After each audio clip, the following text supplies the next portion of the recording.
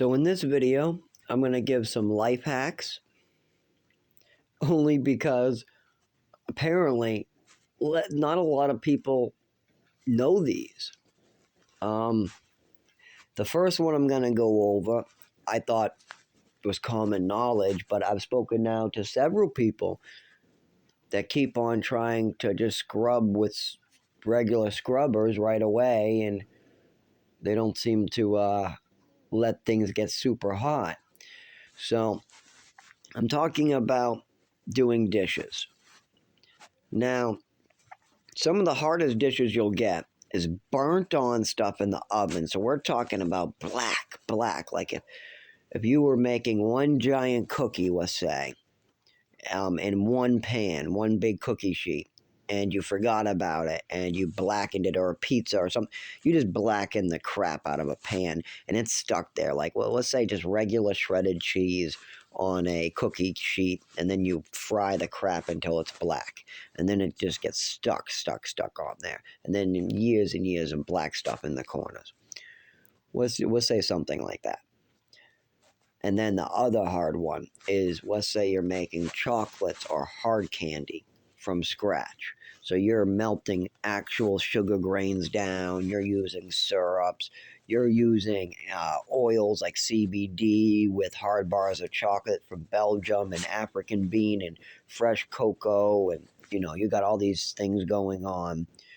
It's going to be hard to clean up a lot of that stuff. I mean, that's going to be really stuck on there. Now, you could either get to it right away, but a lot of people don't do that, and then that's not an option. I do suggest just going straight to the sink with hot water and just taking care of all of it. But if you're in the situation where you didn't already do that, here are some tricks and options I've taught some of the people. And children seem to love cleaning their own plates when they're allowed to do my method for hard plates only. Mostly because there's a science experiment that uses it with food dye. So when they have that in their head, they kind of get to see make their own volcano in their dishes, and kids like that type of thing.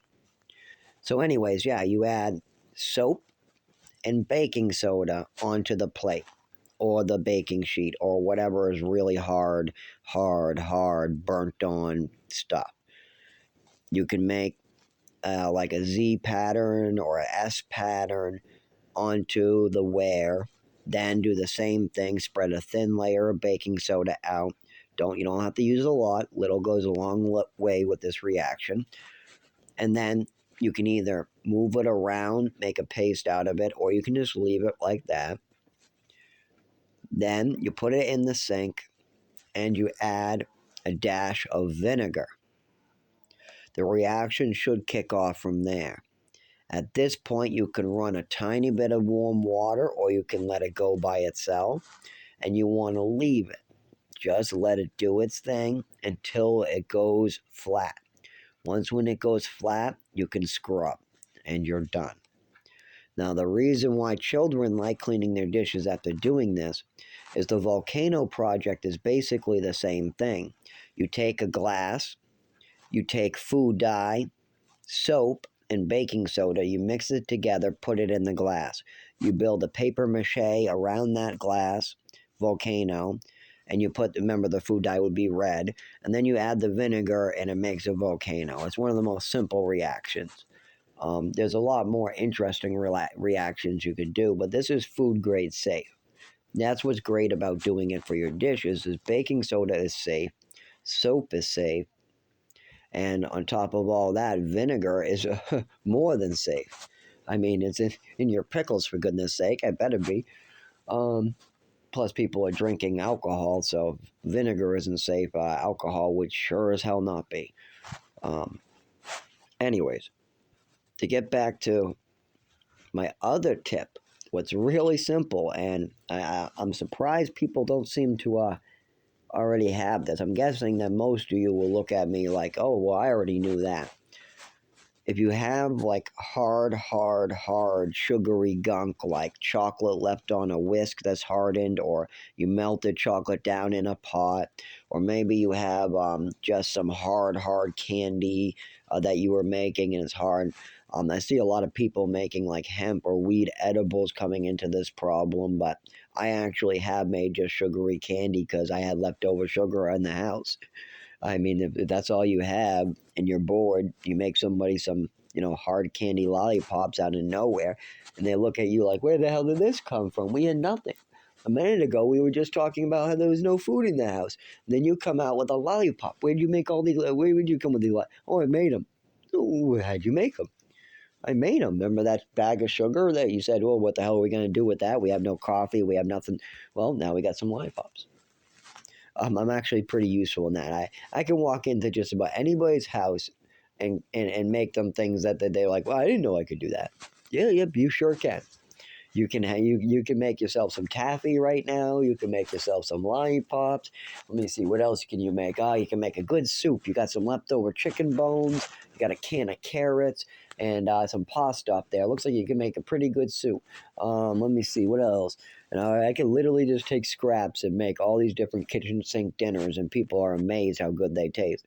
I'm like, yeah, the leftover scraps in your fridge can be the tastiest meal that you can have because you got so many different flavor profiles that you can use together. Normally, when you're eating a chicken, you got the chicken flavor profile and then green beans on the side. But if you use that chicken afterwards to make a soup, you got a chicken profile, you got all this stuff going on. So you can do a lot of different things. But, anyways, there are my tricks. If you have any hard sugar stuff, just run warm water. That's the only second trick. No big deal. Hot water. If you have it in a pan, you put water and boil that water on the stove. The chocolate and or the hard candy will melt away as the water boils on the stove. If you put boiling like in my sink, that comes out really boiling hot after about 5 minutes. So you run it, it goes normal hot, but then after about 5 minutes, it comes out boiling. So I just run it until the 5 minute mark, and everything is clean if it's hard candy. I don't even have to scrub. So yeah, hot water will always do the trick with sugary products. Way better than regular or cold water.